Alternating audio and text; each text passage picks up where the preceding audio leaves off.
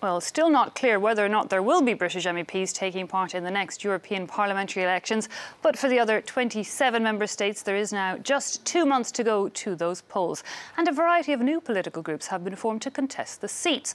One, founded by a former Greek finance minister, Yanis Varoufakis, it promises immediate financial changes to end austerity and fund a green future. It also wants to end Fortress Europe, opening up ways for immigration. It's called European Spring, and the policy coordinator, Mr. David Adler, is standing by to talk to us now live from Greece. Mr. Adler, thanks for your time.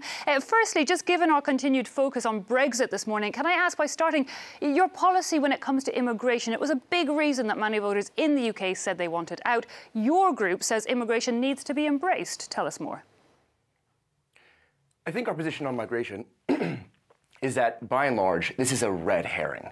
There is a profound economic crisis in Europe. From where I'm sitting today here in Athens, Greece, the problem of austerity and the explosion of unemployment, especially among the youth, has gone nowhere. And this is true across not just the south of Europe, but even in places like Germany and France, where this cult of austerity prevails.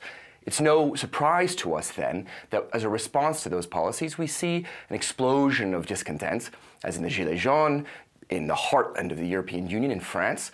And we see that the bubbling resentment toward outsiders is precisely following from these failed policies. So our position is for Europe to recover its humanity, to recover its sense that it must be a positive force in the world, and to be a force of welcoming these newcomers and not deciding on whether your birthplace should be determinant of your life chances.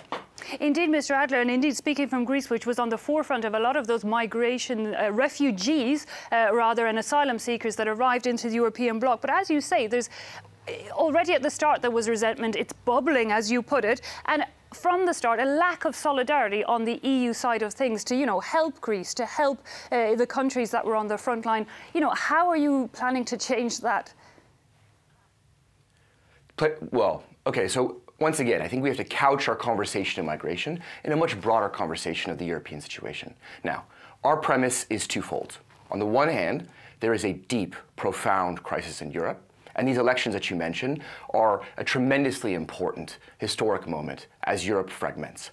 The other side of that premise is that Europe's establishment parties are uniquely unfit to be handling this crisis. You mentioned the fact that there's very little solidarity among the 27 countries navigating this migration question. This comes as no surprise to us. The coalitions that prevail at the European level are what we call Frankenstein coalitions, lifeless parts stitched together with no coherent vision. These are real coalitions of convenience that have never sat down and thought about what it means to live in a solidaristic Europe. So our position is that the sense of solidarity is downstream from the type of transnational mobilization that we, European Spring, Europe's first transnational party, are building. Well, a lot of the political groups that sit in the European Parliament are made up of all the nationalities of the European Union. But as you say there, Euroscepticism has been growing somewhat across the bloc. Do you think actually that Brexit might have had an impact on that? Could it actually, push the rest of the countries to act more in unison? Well, you would think so, and yet we still see that these coalitions are really dominated by national concerns that are then instrumentalized on the European level. And we can see this playing out in those same Brexit negotiations, the way that any given country's response to Brexit is largely a response to their own domestic concerns.